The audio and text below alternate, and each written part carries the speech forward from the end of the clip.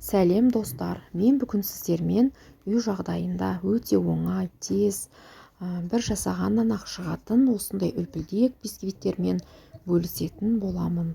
Ең алдымен жұмыртқаларымызды ағы мен сарысына екіге ажыратып алатын боламыз. Жұмыртқаларымызды мұздай күйінде қолдансаңыздар болады, яғни бисквитке мұздай күйінде ағы мен сарысы тез ажыралатын болады.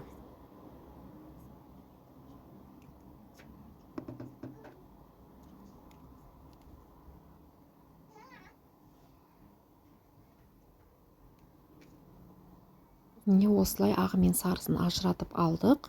Енді құмшекеріміздің жартысını сарысына салып аламыз. Қалған жартысыны жұмыртқамыздың ағына, яғни ақуызына аз-аздан салып, көпіргенше миксерлейтін боламыз. Миксердің ең жай қозғалысында бастаймыз. Сосын миксерді жайлап көтеріп отырамыз. Яғни миксердің қозғалысыны көтеріп отырамыз. Құмшекердің барлығын салып, осылай жақсылап миксерлейміз. 5 минуттай уақыт кетеді. 4-5 минуттай осылай миксерлеп аламыз.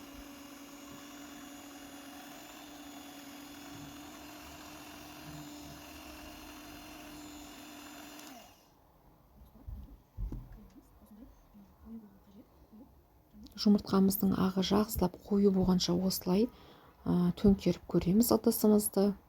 Түсіп кетпеуі қажет. Енді жұмыртқаларымыздың сарысыны аппақ болып көпіргенше миксерлейміз.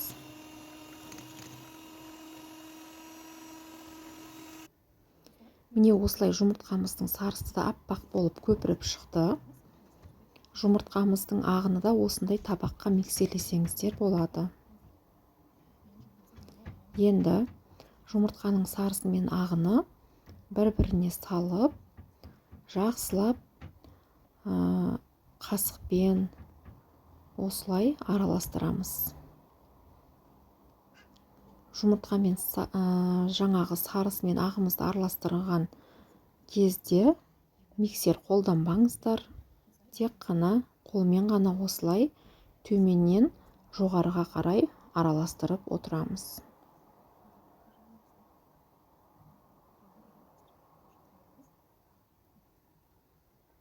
Енді екеуін араластырып болған соң ұнымызға мен қопсытқышты осылай салып алдым.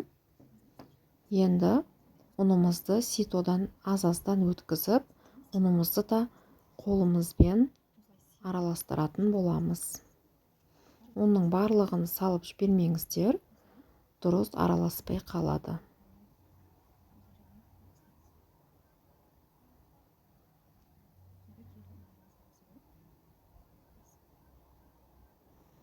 Осылай ұнымызды аз-аздан салып, тағы да қалған ұндарымызды араластырамыз. Міне менің қамырым дайын болды. Енді қамырымызды қалыпқа салып аламыз. Мен яғни 24 сантиметрлік қалыпқа салдым.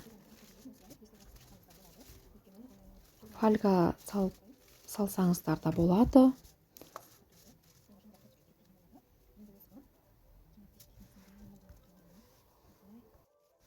Пергамент қағазын салып салсаңыздар да болады. Ол өз қалауларыңыз.